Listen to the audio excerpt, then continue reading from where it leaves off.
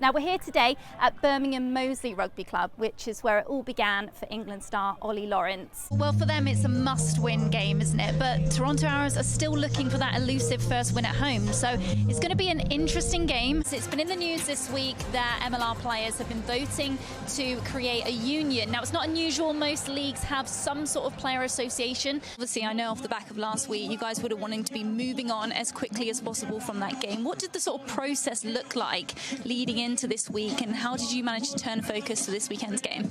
150 years of history. I mean, you said you've been here for 50 years a bit. What kind of changes have you seen over that 50 years, and where's the club actually going in the next 50 years? Great question. You coached Alex from when he was just a little young lad running around here. What was he like back then? 3 tries from you. You were on fire out there today. How did it feel? Stay at the rack. Let's head down to Georgia Stone down pitch. Come on over. Well, congratulations on the win and that kick at the end. That must have been pretty special. Let's have a look at you back then. Look at this picture. I love it. It's absolutely brilliant. And that was lifting the John Players Cup, wasn't it? Talk me through that moment. Yeah. They were putting on a show out there, weren't they? How much of an impact can the fans make on not just the team, but the whole environment and the club?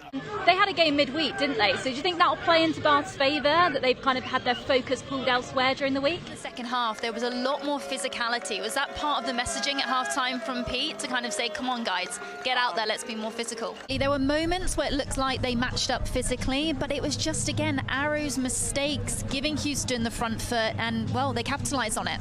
Well, this club has a rich history. It was formed in the 1960s, but there are reports of rugby being played here as far back as the 1870s. 3 former captains, so that's pretty impressive, isn't it? And I know you guys have been involved in the club for a long time, but what keeps you coming back to this club?